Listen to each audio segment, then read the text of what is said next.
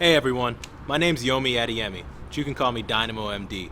I've been blogging for years and giving advice to pre-meds and med students about how they can make the best out of this journey.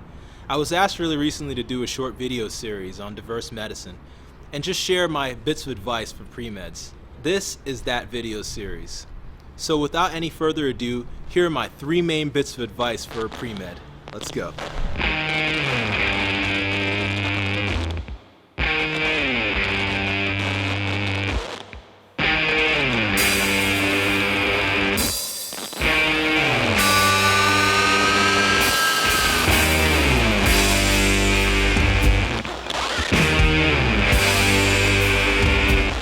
And the first point is, I think, it's just a general point. You know, I was on a podcast recently where I was talking about my story, talking about, how I've gotten to the point that I'm at now. And the main takeaway from my story was, even though I had a lot of obstacles on my path, I was determined the whole time. I was focused and determined to actually get to where I am now. And, never in my own mind did I have a doubt that I'd be able to get to where I am now.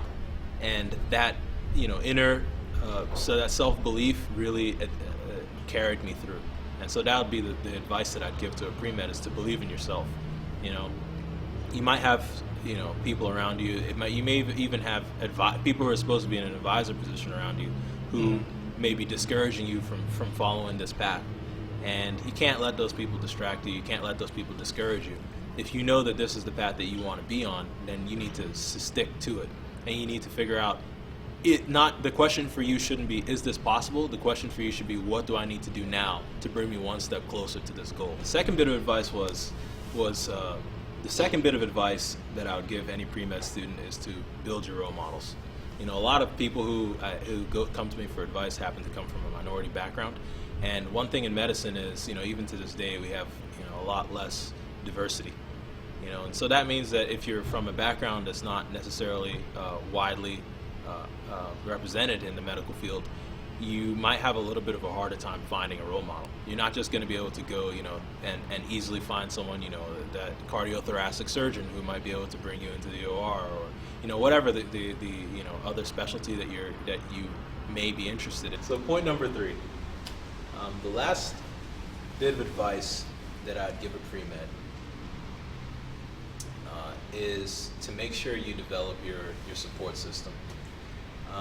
Really recently, I was talking to someone on Instagram who just got into medical school, and she was talking about concerns that she had because she really struggled with depression in the past, and actually was thinking of delaying starting medical school just so she could get a handle on the issues in her personal life. And what I told her, and what I think I'd tell any medical student, not just people who are struggling with depression, is to make sure that you double and triple down on your support system. And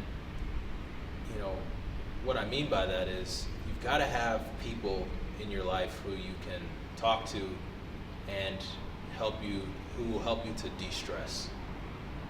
This process is a marathon, much more than it's a sprint. And so you need to have those things in place in your life that are going to allow you to continue to have the energy to keep coming back, day after day, week after week, in a consistent way, in order for you to be successful. And this is really important.